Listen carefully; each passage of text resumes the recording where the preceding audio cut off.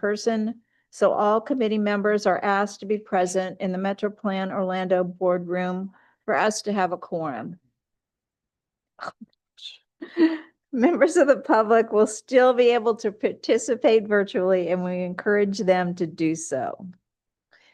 There are 2 public comment points in the meeting. Members of the public attending in person who want to speak need to fill out a comment card and give it to Rachel. Those attending on Zoom who want to speak can use the raise hand feature on the Zoom screen. We also accept comments by email and phone message before the meeting. At this time, I'd like to recognize Mr. Eric Hill, Metroplan Orlando staff, for an agenda review. Thank you, Madam Chairman.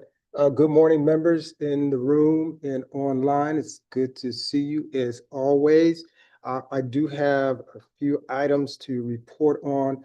First, I'd like to introduce to, I guess, most everyone in the room, and maybe not, but we have 3 new members. First, we have Miss Sydney Boswell, who is with the City of Lake Mary. And we have Mr. Milan Womack with the City of Ocoee. And Mr. Bill Warden, who is a returning champion from the City of Apopka. And smiling, you like that, huh? You'll see on the screen, we have several events coming up that you may want to participate in. We have the Bike Walk Central Florida. We have the Florida Bicycle Association Summit, and everything is on the screen, and you receive the agenda. So if you want to register, you can go ahead and register through the links. Also, we have the FDOT Safe Routes to School workshop on September the 4th. And then one of my favorites is, you may recall back in December, Metro Plan Orlando was awarded a FHWA Privatization Process Pilot Program Award for $2 million. Excuse me. Yeah, it was $2 million, right? Because of the changes in the administration, these funds were withheld, but we received word last month that we have been given approval to move forward with the grant. This is a collaboration between Metro Plan Orlando, FDOT District 5, University of Central Florida, and a consultant.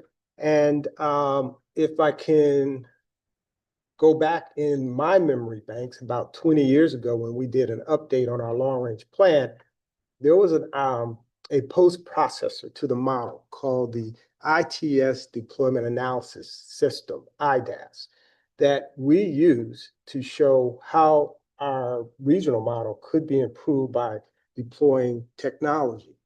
And that pretty much launched our TSMO program because it showed the benefits. And it was our municipal advisory committee, our mayors from the smaller cities that really were excited about it. And that, again, helped launch our TSMO program. That, along with our involvement in Move It Yes You Can, which is traffic incident management. So we're moving ahead with that. The other item is update on the Title VI in the public participation plan. At our September 10th meeting, the Metro Plan Orlando board will be asked to approve updates to both of these plans. The update plans eliminate references to map tools that the federal government no longer supports, updates demographic information based on latest census figures, and removes outdated information. Both plans were presented to the committees in 2024, and they remain substantially the same. Because the updates are administrative, the plans are not coming back through the committees, nor being put through another public comment period. The updates will appear on the board's consent agenda for the September 10th board meeting. Couple items, if anyone wasn't aware, that we are having our MTP public meeting on September 29th. It's going to be at the Orange County Multicultural Center, 7149 West Colonial Drive in Orlando. And our office will be closed for Labor Day. under our zero fatality campaign, and this is a message for the traffic signal maintaining agencies. We are interested in doing a demonstration on retiming traffic signals with the goal of reducing vehicle speeds. I did send out an email to the maintaining agencies, but if you are interested, and this could be an arrangement where some of the quarters that you have already submitted for retiming can be used, in which case you can substitute another quarter. But if you are interested, please contact Laura Bow for this concept. And Eric, I do have a correction on your slide. The Bike 5 is October 25th. That's a Saturday. okay, thank you, Darryl.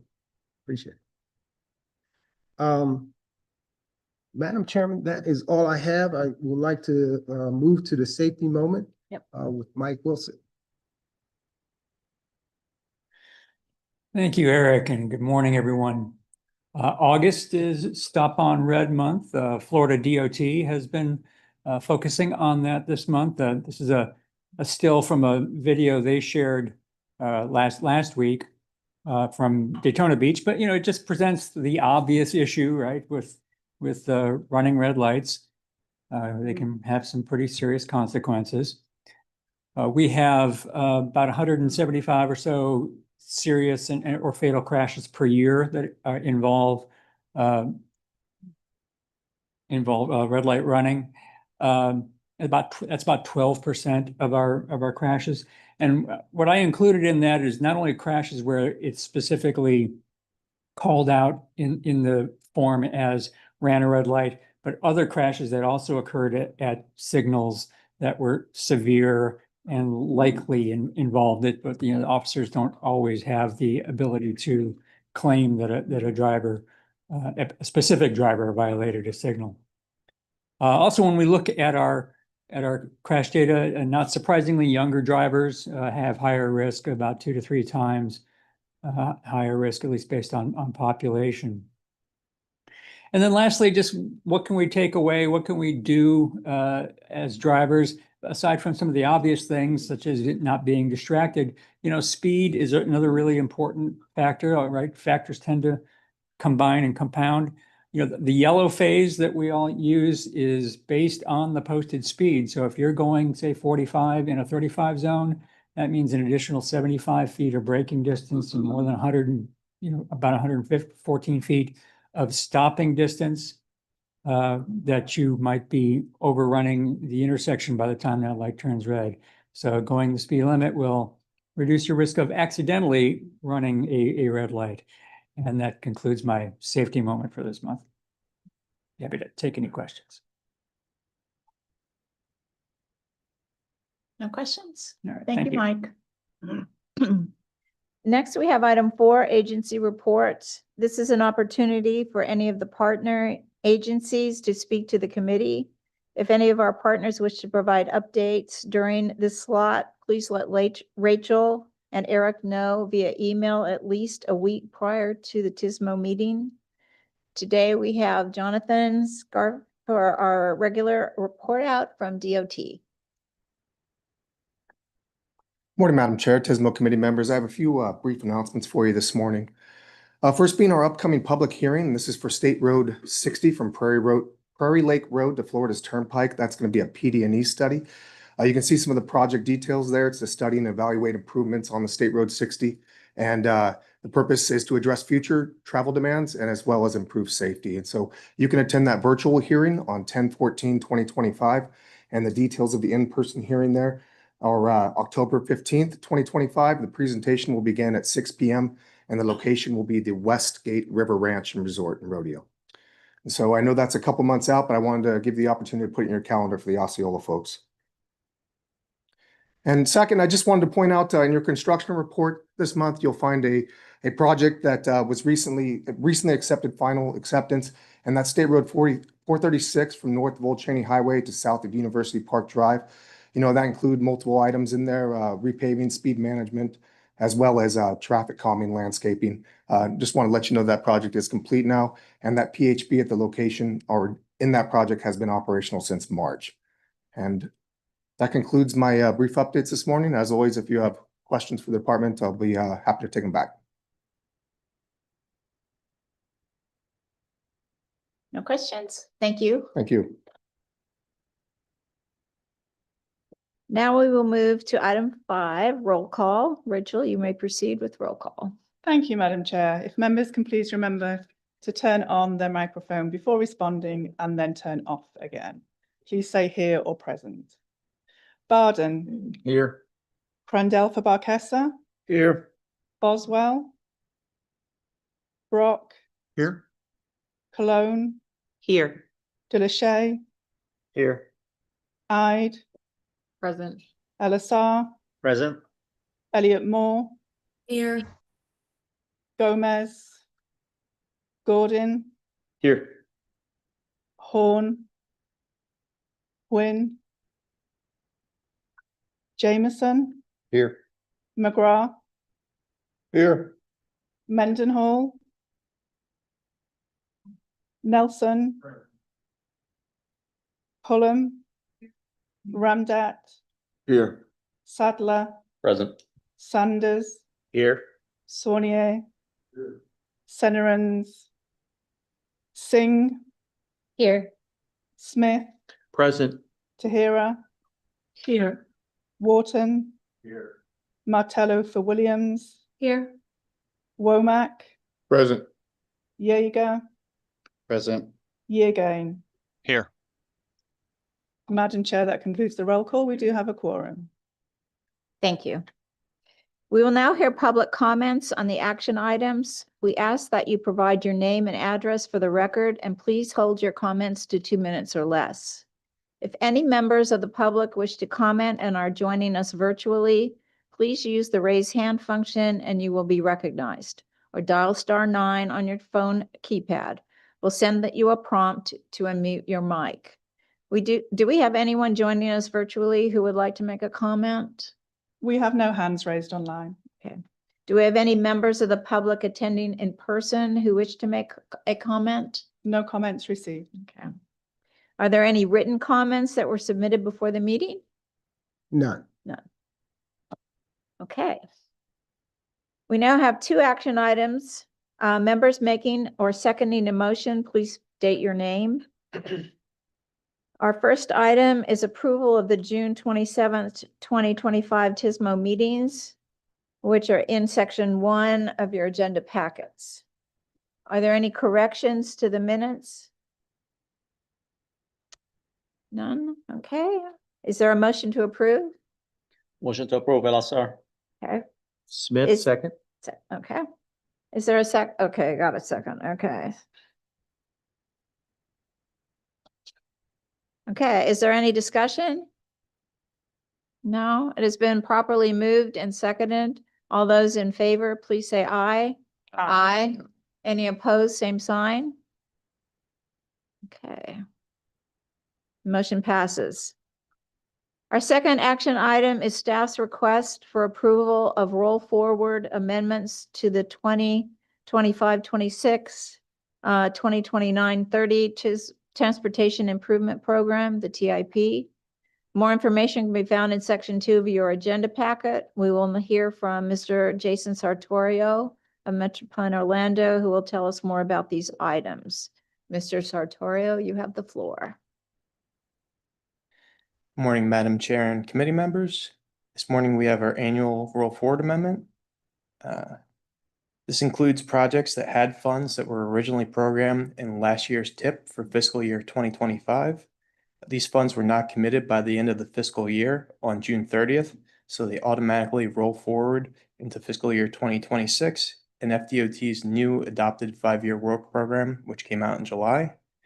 And we have to amend our TIP to include these project funds so we can remain consistent with the work program. This does not affect the cost or schedule of these projects. And as many of you know, this is a routine procedure that we go through at this time every year. Additional information on this amendment is located in section 2 of your agendas. With that being said, unless there are any questions, we're asking for your recommendation of approval. Thank you.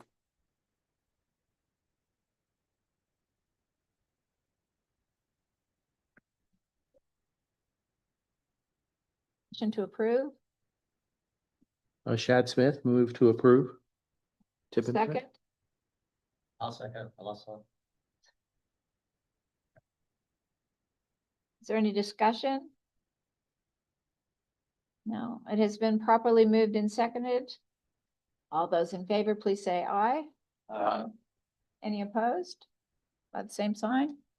Okay, thank you. We have two presentations and we will hold questions until each presentation ends. Our first presentation this morning is a briefing on the Tampa Bay Smart Cities Alliance by Ms. Alice Price. Ms. Price, you have the floor. Thank you, Madam Chair. From the Tampa Bay area today. My name is Alice Price. As she mentioned, I work for Atkins Realis, but I'm here representing the Tampa Bay Smart Cities Alliance and Florida Department of Transportation District 7, not District 5, but District 7 over in the Tampa Bay area. And we're going to talk a little bit today about the Tampa Bay Smart Cities Alliance. Mr. Eric Hill asked us to come, so thank you, Eric, for that invitation to come and share some of the fun things, exciting things, forward-thinking things that we're doing over in Tampa Bay, hopefully for some inspiration for you this morning. So as we roll into the presentation, we have formed a Smart Cities Alliance back in 2017, actually. We started to see that a lot of our municipalities, just like you, were kind of aiming towards the same goal when it comes to embedding technology and innovation into how we move the needle on safety and mobility in our transportation networks. So we begin to align actually as a core team. It's a very interesting partnership between the Florida Department of Transportation, our local university, USF, the Center for Urban Transportation Research, and the city of Tampa. We were the core team that kind of came together and said, hey, you're doing this and we're doing this. We should align and try to compete for grants together and align our projects a little more to get more bang for our buck as a region. And then that kind of caught on, right? So we have now a leadership team that's broadened throughout the regional area. You can see Pinellas County, Hillsborough County, city of St. Pete has joined up with us, Pasco County. And our two MPOs that are right there in our urban area, the Hillsborough TPO as well as Forward Pinellas, formed a leadership team. And then we have also knowing that as government officials, we can't solve the needle or move the needle by ourselves. So it's important that we embrace our private partners in this conversation as well. So you'll see some of our other public partners along that bottom scale. This is the full alliance, and some private sector members as well as vendors that we've invited from time to time to come and breathe life into some of the great ideas we have. But the foundational component is it's a regional tool for collaboration, really focused on technology and innovation in transportation. You'll see one of the interesting things, it's not bound, we're not bound by any type of memorandum of agreement or understanding or anything our boards had to come together to approve. It's just a very loose framework, our agreement to kind of work together. Here's some of the core values that drive us that were common across all of our different agencies. You can see very customer driven, action oriented, all built in partnerships and engagement in the community. We want it to be very transparent. Obviously accessible and with equity as a focus, and resiliency and accountability as a core portion of that. And then how do we execute our projects? These were some guiding principles that we all felt like were important. Scalability, interoperability, so that one agency could work amidst another. We wanted that user experience, not only for us as implementers, but also for our customers to have that positive user interface. And then a collaboration and innovation at the heart of what we do. So as I mentioned, we started our alliance in 2017, and it built, one of the first things we did is to figure out kind of where we're coming from. We have to know where we are before we can figure out where we're going to go or our roadmap to get there. And so we did a mobility benchmark that identified safety, mobility, multimodalism, all as key components of the things that we wanted to move the needle on together as a region. And then we begin to, we embrace the concept called Ideas to Action that I'll talk on the next slide, where we held a series of workshops, very collaborative, to align around those major challenges that we saw as a region, and came up with an implementation strategy. And you'll see, we'll talk about some of those core components of that strategy. And now we're into the pilot projects and sharing lessons learned from the pilots that we have implemented over the years. So I mentioned ideas to action. I'm actually a planner by trade, so I'm not an engineer. So I always can appreciate when I actually can see our projects move from ideas into actually actionable plans. So that's one thing that we really wanted to focus on. We didn't want to wrap ourselves around an axle too much on the planning side. We wanted to get out and experience, gather those lessons learned, and share as a region. So you'll see, hopefully that's what we've been able to do. Through those workshops that I mentioned, we have 3 key elements that came out. So mobility as a service, a regional data platform, and just reimagining infrastructure, which is a huge one, and that kind of our collect-all for a lot of the different things that we're using. So you'll see we collaborated in numerous workshops, and not only that, but our core team meets on a weekly basis. Our leadership team meets on about a quarterly basis, and each quarter we also do a workshop that features a different topic that we want to explore. But what we did too around those 3 platforms I mentioned is that we created action teams. And those action teams didn't have to be led by DOT or by the city or by Cutter. We tried to identify a lead that had some experience or already had some forward movement in some of those areas. So you'll see with the regional data platform, our MPO, our local MPO, already made some progress. So they were willing to lead that effort, and then DOT and the others kind of supported them in that as an example. So I mentioned the regional data platform and the mobility as a service and reimagining infrastructure. So I'm just going to mention some of the things. We are and we have been working on a regional data platform that we call the Suncoast Mobility Hub. And the idea was that not only do we want to be able to have information available across our own entity, in my case, it's Florida Department of Transportation, but we also wanted to be able to share outward and inward with our local MPOs and local agencies for a common data sets that we use quite frequently. So the Hillsborough TPO actually started this initiative and began to experiment. And then the Florida Department of Transportation said, hey, well, we're the more regional entity. Let's pull that in across all district or our whole district and allow Pasco County and Pinellas County and others to join in. So our regional data platform has several key components to it.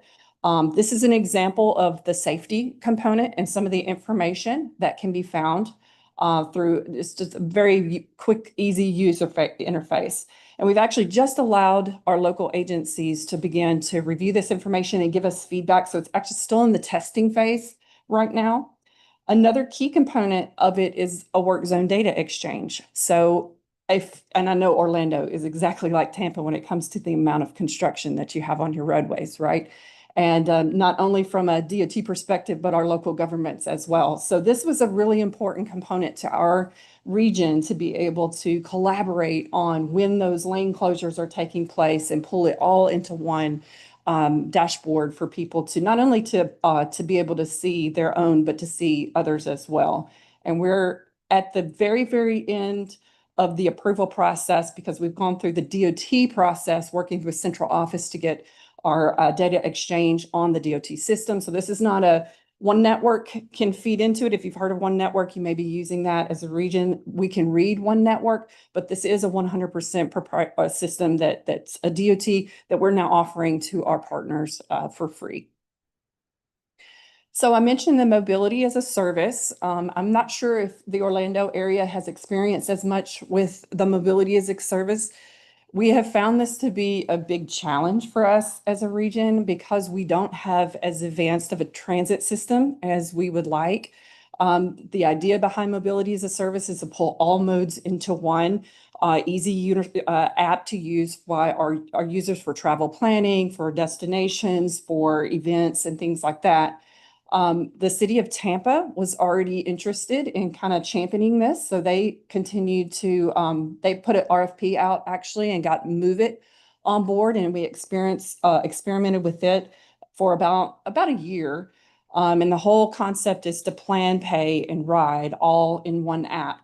Now we're kind of looking at phase two. What does phase two look? We saw some success with it, but how do we build on that and grow? And so we've talked about things like workforce transportation and things like that, because we have so much construction.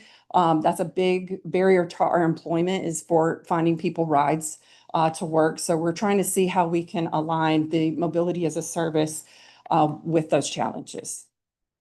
And then I mentioned reimagining infrastructure, which is kind of our catch-all for all things technology and innovation that allows us to take a look at our infrastructure and really rethink how we are planning for our future, right? So we definitely, as a state, have the connected and autonomous vehicles, and quite a few of those, as you can see, are in actually all throughout our I-4 corridor. If you look, Tampa and Orlando really make the majority of the progress in connected and autonomous vehicle market. And we're really excited to be a part of that and to continue that as we move forward. We've had several pilots, and I know you have too as a region. We have with our Hillsborough Area Regional Transit Organization, as well as the Tampa Hillsborough Expressway Authority and Pinellas Suncoast Transit Authority as well, some pilot programs. And that's the beauty of an organization like this. We can share those lessons learned and really try to build and find new progress, new projects that'll come to the region and expand that initiative. The other things that we have are similar to what you have going on here. We're really focused on integrated corridor management and how we make our corridors smarter, being ready for that connected vehicle infrastructure for later, or connected vehicles to come on board later. I-4 Frame is another one of those projects that's going to connect Tampa and Orlando through smart technology as well. Our integrated corridor projects, we had about 9 of those that I think are all finished now. So we have 9 different corridors that are all decked out with new technology, upgraded signals, upgraded communication devices, sensors, and all that. Same thing for I-4 Frame. And that I-4 Frame, it runs all the way from basically our bay, Old Tampa Bay, all the way through to Orlando. So that's a huge project. It was a ATC MTD, I believe, grant winner for the frame project. So that's exciting. I think that one is about 75% built out. So there's just a little bit more infrastructure to be built on that. And then City of Tampa led an arterial traffic management system project where, and I believe all of those signals within that framework there have been upgraded and have sensors and technology available as well. So what you can see, and I'm sure you're doing similar things here, we capture that as part of our smart cities infrastructure, right? So that's some things that we're super excited about.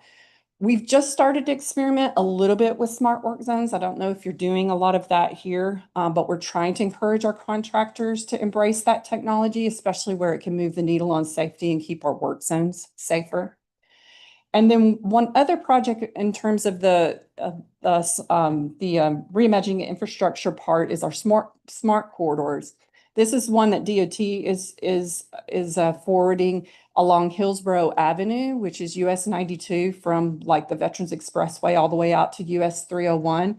And it's just a more comprehensive, holistic look at how we use the technology that now we have along all of these systems in a wiser way to actually actively manage the traffic along there. And I'm sure that you guys are very familiar with those types of things, because that's some things that you're probably doing as well. And then we have a couple other folks, a couple other of our local municipalities that are doing the same thing. And then we, once again, share those lessons learned with their smart corridors so that we can then build better projects in the future. I always capture this as a part of it, because sometimes, you know, the technology is great, but sometimes there's things in design that we can do as well that promote innovation in technology. So you can see some of the more innovative things that we have done over in the Tampa Bay area as well. And then there's these great conversations, which I know City of Orlando and some of your other municipalities have been actively involved in the advanced air mobility. This is one as a planner that I'm really excited about, a little nervous about too, and not sure exactly how to help our region embrace. But we held a workshop back in 2023 to start that conversation. We had utility companies, planners, engineers all in the room with vendors that provide not only the aircraft, but the infrastructure as well. Actually, we modeled it after a workshop that you had here in this region. So we were very thankful to kind of see some of that foreground work that you had already done. And we, as Florida as a whole, wants to be a leader in this and be definitely ready when that technology comes on board. So we have those conversations too to remind us to, hey, continue to stretch the envelope. Another thing that we've been talking a lot about is artificial intelligence and how that may affect us in transportation. And I sat in a SASHTO workshop last week in Kentucky, and there were just some really great, simple ways to use AI, from plans reviews to public involvement to more complex opportunities as well. So I'm really excited. I was scared at first. I have children that are college age and getting ready to pick their careers, right? And this is at the forefront of my mind on how to make sure that they pick a career that's sustainable, that maybe embraces AI, but doesn't get overtaken by AI, right? And then there's a few other things. We've had a lot of conversations about energy, about fuel efficient vehicles, smart parking, and other things that we would like to tackle, but they're still kind of on the horizon.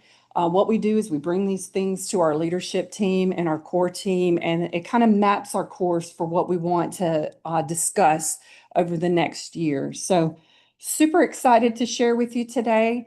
We do have a website that the USF Cutter manages for us and has some of our content if you're interested in prior presentations.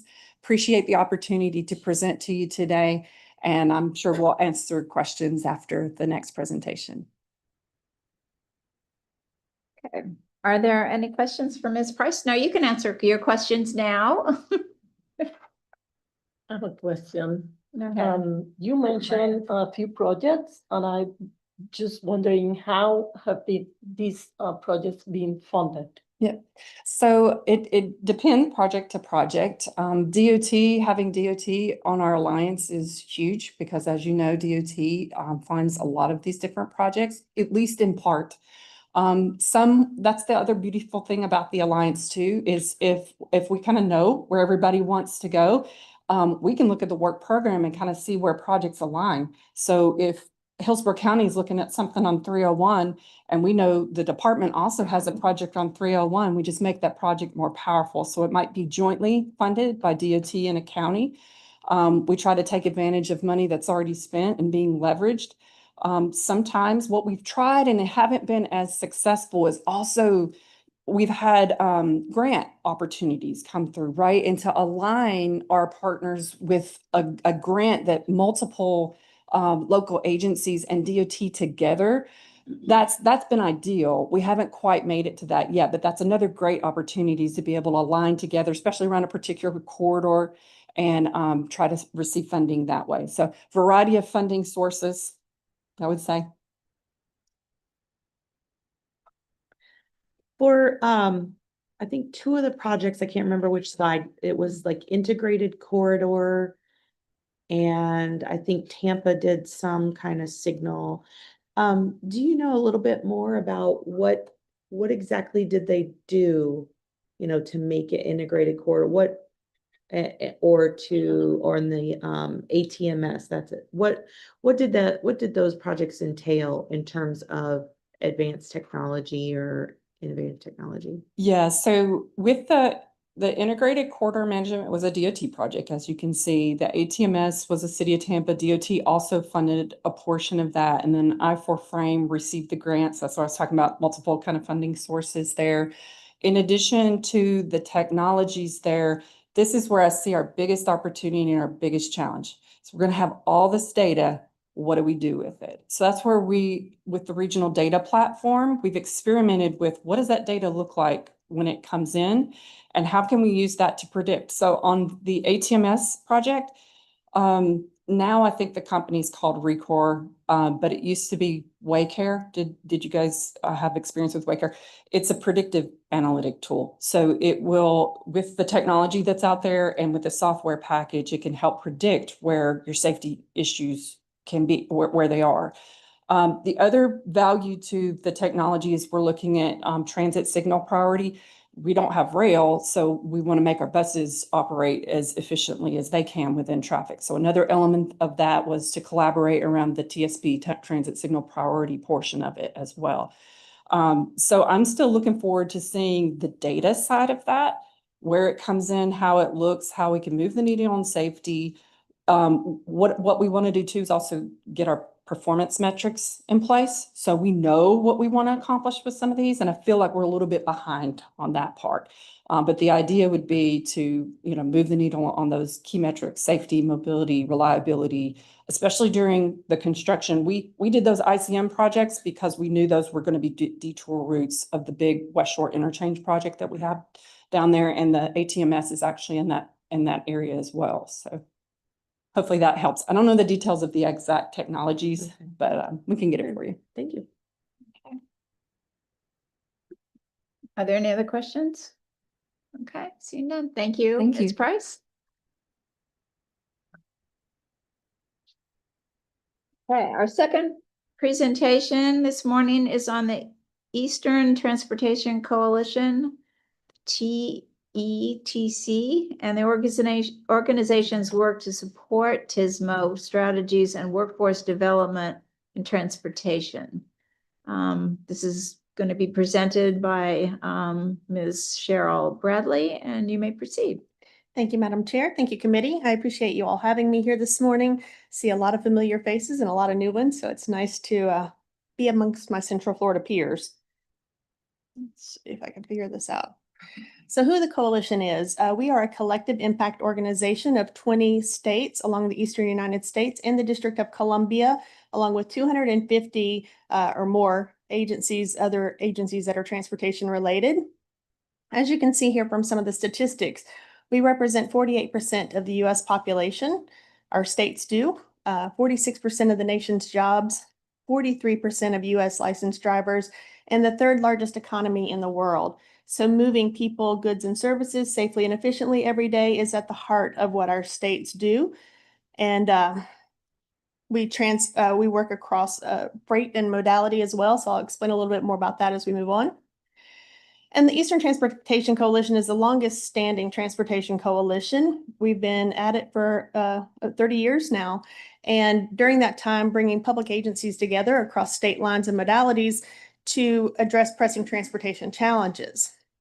And why the TETC is important for our states is that we have a really diverse group of states, everything from mountains to coastal to urban farmlands, suburban, rural, you name it, we have it. We have the states who are dealing with snowstorms, hurricanes, flooding, all of those major disruptions to transportation systems. So we have a very good representation of problems that occur across the country in this kind of compact area. And we are big enough, we represent 42% of the country, so we are big enough to have a national voice while still being small enough to recognize the nuances and differences between our states and the unique challenges that they face. As far as our organizational structure, we are led by our executive board, which is the CEOs of our 21 state level DOTs. So the secretaries and commissioners or their designated executive kind of guide the work that we do every year. And then we break our work across 3 programmatic areas: TSMO, freight and multimodal, and innovation. And here you can kind of see a little bit of the work that goes on in each of these groups. So we have the, for TSMO in particular, data, traveler information, highway operations groups, which is kind of your TIM, your traffic incident management, TMC operations, that sort of thing. And then training, which I'll talk about too. Up until about 2 years ago, we had our connected and autonomous vehicles under innovation because it was focused more on the policy side of things. But we have now moved that over into TSMO and under a bigger working group, kind of more encompassing TSMO transformative technologies. And then we also provide emergency operations support, which I'll explain later on as well. Every year, our board meets at the beginning of the year and sets our priorities. And you can see here, safety, data, transformative technologies, and sustainable funding are our current priorities and have been actually for the last 2 years. And we don't just look at those individually, we look at kind of the intersectionality of those as well. Of course, safety at the forefront, but what kind of transformative technologies can we use to improve safety? What kind of data can we use in making decisions and identifying what our safety issues are? And certainly across the entire transportation spectrum, how we're going to continue to fund the transportation system and all of these technologies and tools that we want to put into place. So what we do as a coalition is we provide a forum for our public agencies to address their transportation challenges, their best practices. It provides a network of professionals that rely on each other and lean on each other when they need answers to different things. And then again, provide some training. We also provide data and tools. So we support data acquisition, which I'll explain in a little bit, and share use cases on how data can be used to turn into actionable information. We also serve as resources to our states, providing subject matter expertise as an extension of our agency staff, and then securing additional funding to address member priorities through external partnerships and grants. Last fiscal year, we had over 50 events, more than 3,000 attendees from across our states, and more than 250 agencies who participated. And now we're going to dive a little bit more into TSMO specifically. And again, you can see here some of the work that we do under the TSMO umbrella. Last year in December, we held our Southern Highway Operations Group. We call them HOGs, but they're these regional platforms to talk about those traffic incident management TMC type issues. We had 32 attendees from 8 different states, and you can see all that were represented there. And here you can see kind of a list of some of the presentations and discussions that we had during that meeting. We talked about things like secondary crashes, move over laws, safety service patrol best practices, technologies that we use in traffic incident management. We had a great presentation out of Alabama about how they had used AI on their DOT trucks to identify guardrail damage and monitor that. So that was pretty neat. Talk about data sharing between TMCs and responders, and that is a great project that's started right here in District 5 between FDOT and Seminole County, and has now, I believe, expanded beyond that. Towing and recovery programs, and then Waze and Google collaboration. I'll talk about that as well. And then we had some demonstrations going on too. Workforce development. We have several opportunities to provide training opportunities to our states and to public agencies within those states. So because FDOT pays for membership to the coalition, these opportunities are open to local agencies as well. So we have the Ops Academy, and I know we have several attendees here. Can you guys raise your hands who have been? So if you want to know more about the Ops Academy, chat with one of these folks, but it's a great opportunity to collaborate with TSMO professionals, and even sometimes not TSMO, because we like to have a broad perspective coming to that. But to talk about TSMO and learn about different things that are going on. And my favorite part of the Ops Academy when I went through was just seeing that we all kind of across the country address the same challenges, but sometimes from very unique perspectives and with different paths forward. So for me, that understanding how diverse the solutions can be was really fascinating. We have some on-demand online training. We also have the Freight Academy, and now we have a new TMC Academy as well. If you are interested in those, like I said, talk to one of the folks here, or certainly reach out to me and I'll be glad to give you some more information. We also have our transportation data marketplace, and this is where I was talking about how we support states and local agencies in the purchase of data. For those of you who have the lovely chore of going through state or local procurement processes, you know what a challenge that can be, especially if you have to look for a sole source opportunity. So what we do is we have done this large scale RFP to contract with all these different data vendors, and it was done with minimum standards in place. So we have to know that what they're bringing to the table is good quality data. And then we contract then with states or local agencies, and they basically piggyback off of our contracts. And by doing that, we offer a large catalog of available data products at a discounted price We also do validation studies across those different data sets to ensure that what our states are getting is good quality data. And just to give you an example of where that comes into play, we had, I don't know if you're familiar with Wejo data, it was a connected vehicle data source that went out of business a couple years ago. And when it did, it caused some serious degradation in some of the data products across other vendors who were using them as an underlying source. And especially in rural areas, they really felt the hit from that. Because we have these validation processes in place, we were able to evaluate what the data looks like today compared to what it looked like several years ago and see how far their quality had degraded. And in doing so, then go back to the vendor and negotiate with them on behalf of the state to say, you know, you're only delivering 70% of the data that you were when we entered this contract. How are you going to make that financially right for our state? So lots of benefits from the TDM. And again, we do have a chief data scientist on staff. So we have that kind of extension as well as another data scientist who does our validation work. So together they bring a lot to our agencies as far as just expertise in the area of transportation data.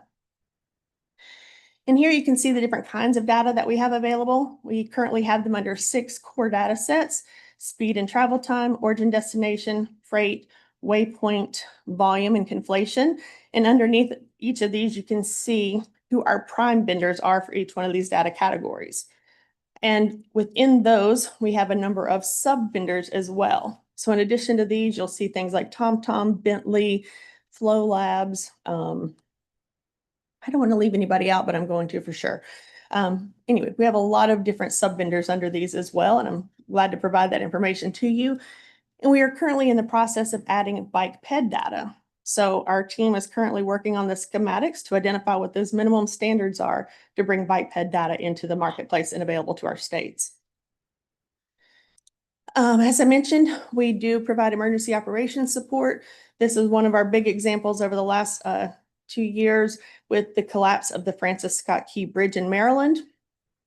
When this happened, I got a call at 5:30 in the morning saying, we have a catastrophe. How can you help? What we did was we pitched in and provided support through the mapping and navigation companies to start getting emergency alerts out to motorists to let them know that there was this major disruption in traffic. We also worked with the trucking industry to push information out through every possible means, every industry paper or magazine, radio stations that are dedicated to truckers, whoever we could get that message out to, and then worked with our other partners like DriveWise to put out customized in-cab alerts to commercial vehicles who were significantly impacted in this because they could no longer reach that port for what would be their deliveries. We also did a survey of our TDM vendors to decide and determine who had relevant freight data that could help in making those decisions where to reroute all this freight traffic, which ports it could go to, who could handle the additional truck traffic. And then if you're familiar with RIDIS, it's done through the University of Maryland. It's a great analytics platform. We also worked with them. They ingested some of this data and provided some real-time analytical support through the coalition to Maryland. We kind of did the same thing with the aftermath of Hurricane Helene, providing that same level of support for North Carolina and Tennessee when they were dealing with the really catastrophic damage up there. And now I'm just going to dive into some of our key initiatives and give you an idea of some of the current work that we have going on. We recently just wrapped up a connected vehicle project, connected vehicle data project, to find out what's out there, what the latency is of that data, what are the potential use cases, and does that provide an opportunity to decrease our reliance on costly roadside devices. So that paper is in final review now, and it'll be available probably in the next couple weeks. But we're really excited about the outcome of that, and having identified some potential use cases, plan to do a pilot project to kind of see that data in action. Rural data availability. So low volume roads tend to contribute to a decreased availability or less reliable data. There's not as much probe out there, or there's not as much cellular data to pick up the probe data. So we're looking at what technologies or opportunities exist to improve that, and what resiliency challenges there are. What happens when a data source like Wejo is no longer available? Copper theft, we just finished this project up as well. We identified some common issues. We heard from our states, like thieves are ripping off our copper and, trading it in for money. And so we did a survey of our states and found that 72% were reporting that they had in fact incurred some loss from theft. Found that they were primarily targeting their light poles and their junction boxes.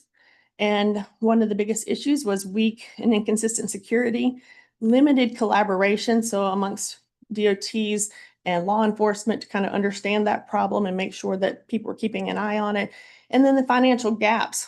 So either the issue of being uninsured or underinsured to cover the loss, or not having sufficient money in the budget to maintain and implement some security strategies.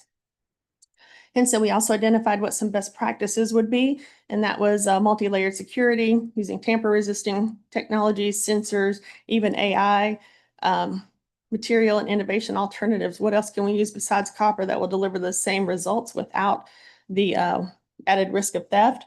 Stronger collaboration, building databases to understand where this is happening, working with law enforcement to get that addressed. And then also legislative improvements. What can we do with scrap regulations to help de-incentivize the theft of copper? So again, that report is available on our website. We've also been looking at AI in transportation. That's a hot topic for everyone. So where are we now? What we see right now amongst our states is a lot of inconsistency of application. Some states are still very much in the, what are we going to do with this? How reliable is it? And how can we effectively use it in a trustworthy manner? And we have the other states then who have already started dipping their toes in it or who are using it in limited applications. And certainly the challenges with that is, I think, the biggest, the reliability and the trustworthiness, as well as the security aspect of AI as we're sharing all this information to AI in order to get out whatever outcome we want. Secondary crashes. This for me is a big pet project, having worked in the District 5 TMC for many years and seen the aftermath of these often high-speed crashes. You have a minor disabled vehicle broken down in a lane, and then you have someone smash into it at interstate speeds, and we now have a very serious injury or fatality. And to me, reducing the risk of secondary crashes is at the very heart of what TSMO is. It is about maintaining efficient travel movement, ensuring that travel continues to flow, as well as making sure drivers are alert of conditions out on the roadway that may require immediate action. One of the big challenges with secondary crashes has been quantifying it, because up to now, and largely we have relied on crash reports. And that requires that every officer out on the road has the exact same understanding of what a secondary crash is. And that doesn't typically happen, or doesn't happen often enough. If they even recognize that it's a secondary, because they may not be aware of what's happening 10 miles ahead of them that contributed to this crash. So what we were trying to do is move away from that reliance on crash reports and use actual transportation data. So looking at incident alerts, congestion data, weather, topography, looking at which responders were on scene, how many lanes were closed, and what that did to change the risk of secondary crashes. We looked at nearly 3 million incidents. So it's probably one of the biggest secondary crash studies I've seen to date, and certainly one of the more encompassing ones. And Florida has a very, very robust data that they share with us. So 2.5 million of those were from Florida. But from that, we came up with some numbers that show us what that secondary crash risk looks like based on different timelines. So certainly the shorter the crash duration is, the incident time, the lane closure time, the lower the risk. And as that gets longer, that risk increases significantly. So all of the programs that you've heard about over the years for safe, quick clearance matters. And again, this report is in its final stages, so we'll have that available soon. The next phase of this will be to develop a modeling tool based on what we learned from this study to give to our TMC so they can do a more proactive approach to traffic management instead of reacting to these secondary crashes. So we've got to work with our teams and figure out exactly where they want to go with that, but it could be anything from modeling and estimating what duration times are going to be for an incident based on different attributes that we mentioned, or it could be looking at just which incident among many, if you're working 3 or 4 incidents at a time, which one of those is most likely to contribute to a secondary crash so that you can dispatch your resources accordingly. We also have been doing a lot of work in what I call the small C connected vehicles. So it is, we know connected vehicles is vehicle to infrastructure, vehicle to everything. But we're looking at what kind of connectivity motorists have right now today in their car. And so it's typically their cell phone, their in-dash infotainment centers. So what can we do to get information to them to help them make better decisions about how they're going to route or to avoid some kind of incident that could lead to one of these secondary crashes? So we've been doing a lot of work in that, looking at smart work zones, looking at connected work zones, anything that we can do to help get this information to our motorists. And so this kind of rolls over into our traveler information partnerships. As I mentioned earlier, we've done a lot of work with DriveWise, which is the yellow things you see. They're called in-dash DMS. And it's basically these warnings that pop up on the electronic logging devices of commercial vehicles to give them custom messages about the roadway. We also do a lot of work with Waze and Google, and this is probably one of my biggest and proudest things from the coalition.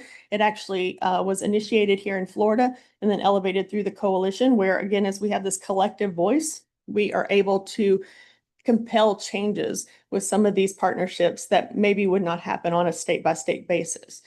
And so if you see there, the yellow hazard symbol, for years, our emergency responders who were out on the road were designated as a hazard. So they were no different than a pothole. That's how they were recognized. So 2 years ago, we finally got Waze to agree to recognize them with their own icon, which is the little ambulance looking thing. So now when you drive down the road, if the agencies are sharing their information or somebody reports it, you would see an emergency vehicle. So we're still working on getting agencies to share their GPS location for that purpose. But the idea was to elevate that this is a life safety issue where these people are. So we want to avoid our responders getting struck and killed. And then we have also created a 3D virtual TIM training. And so we use a new application of 3D virtual reality technology. It's this kind of fully immersive experience. Now we can use it just in a room like this up on a screen, and you kind of get this 3D visual. It's great for after action reviews to see, what we did right, what we could do better. But then the 3D part of it, being able to put a responder in the scene. And of course, you don't see in this picture, but it is animated, so you'll see traffic moving in and around them. So it's a great opportunity for them to see where their risks are. Do they have their vehicles positioned properly to protect them at the scene while they're working with victims of the crash? So we're really excited about that as well, and offers a great opportunity to really see things that you don't see when you're on the ground in the moment. And that is it for me. Like I said, these are just a few of our projects to kind of give you an idea of some of the things we're working on, but I welcome any questions. Okay. Are there any questions from Ms. Bradley?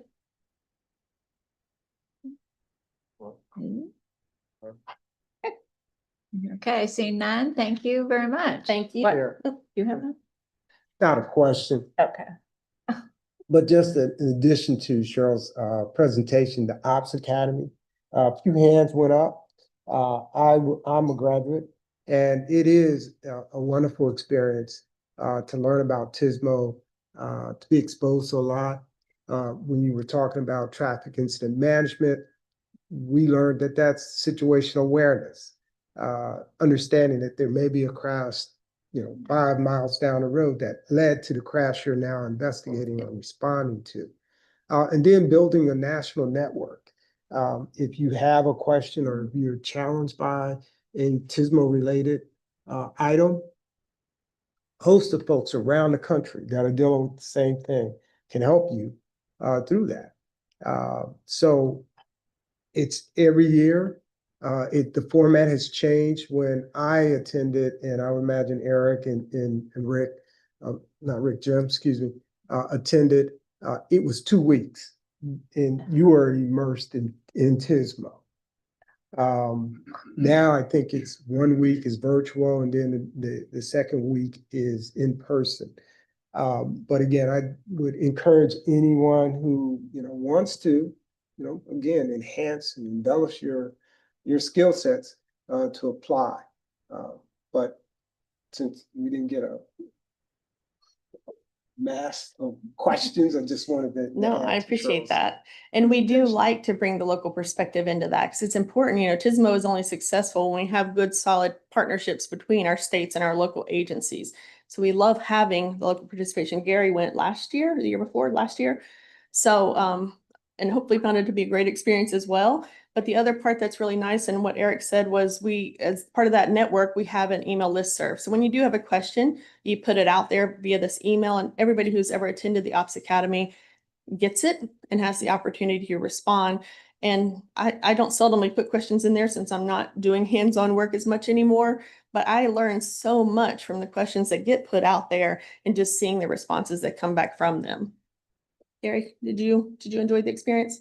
It absolutely amazing. So, we work on problems in our own environment and don't realize how other people tackle the same things. And then now you're exposed to people and you actually hear how they're dealing with it. You're like, wow, I never thought of that. But then also you also can give your ideas so other people can grow, and knowing that you're helping other people out is also amazing. Yeah. Great program. Absolutely amazing. And after spending those 2 weeks with people, you kind of develop your TSMO besties. So I have my TSMO besties that I lean on when I have a question, and they're just great support. So thank you all so much. Cheryl, is it okay to ask a quick question? Sorry. I saw some data sources that I was interested in. Could you walk me through really quick the transportation data marketplace? If an agency is interested, what are the quick steps, or is it on the website? Yeah. There is a quick start guide on the website, but real quickly, reach out to me. We'll walk you through the process. It's basically we sign an MOU with you as an agency, and then you tell us what data you want. You work with the vendor to get pricing. We do have contracted pricing to ensure they're adhering to what they promised us. But we do encourage the states to work with them because they have so many different bundles and different ways of packaging their data that to make sure you're getting what you want. So we ask you to get your quote, bring it to us. We'll initiate the contract, and then we do all the contract management as well. So you don't have to worry about it. We'll reach out to you depending on the kind of data, either if you buy data that's out of the core data sets, it's invoiced monthly. If it's one of the what we call ancillary products, I didn't expound on that, but we do have a whole section that's ancillary products, which is tools, data analytics and visualization tools that you can purchase in addition to the actual core data. And you can also purchase RIDIS support if you choose to do that through the marketplace. But yeah, so you purchase that. If it's one of those on a quarterly basis, just because of the nature of it, we'll reach out quarterly and ask how you're liking your product. As long as everything's good, we'll pay your invoice and continue on. Thank you. But yeah, reach out to me. I'm glad to walk you through it more specifically. Okay, anyone else? No? Okay, thank you, Ms. Bradley. Okay, we have 2 common presentations with the TAC meeting. For those who are available, we encourage you to stay for the TAC meeting to view the presentations. The common presentations are a status update on the 2050 MTP and a status update on Vision Zero Central Florida. Okay. There's a list of upcoming meetings in your agenda, and some noticeable meetings are the Metro Plan Orlando Board meeting on September 10th. And the next TSMO meeting is on October 24th at our normal time of 8:30. Are there any final comments from members? Okay, none. We have our final public comment opportunity. If any members of the public wish to comment, please use the raise hand function and you will be recognized, or dial *9 on your phone keypad. We'll unmute your mic. After you are recognized, please state your name and address for the record and limit your comments to 2 minutes or less. Do we have anyone joining us virtually who would like to make a comment? No hands raised online. Do we have any members of the public attending in person who wish to make a comment? Miss Joanne Canellis would like to make a comment. Okay. Yes. Hi, I'm Joanne Canellis, 324 Claremont Avenue, Lake Mary, Florida, 32746. Can you hear me okay? Good. anyways, we need to have mass transit, 24 hours bus and train service, including holidays, weekends, and nights. Please, so that no one would be stranded like we have today. Okay? And we need that on Country Club Road, the bus, and so is the Oviedo Boulevard where swimming is, I go to. And we need it over at the one over at Lake Mary Prep School. And we need this on Sundays and holidays so that no one would be stranded like that either, like we did today. Thank you very much. Okay. Yeah, thanks. Yeah, okay. Are there any written comments submitted before the meeting? None. None, okay. All right.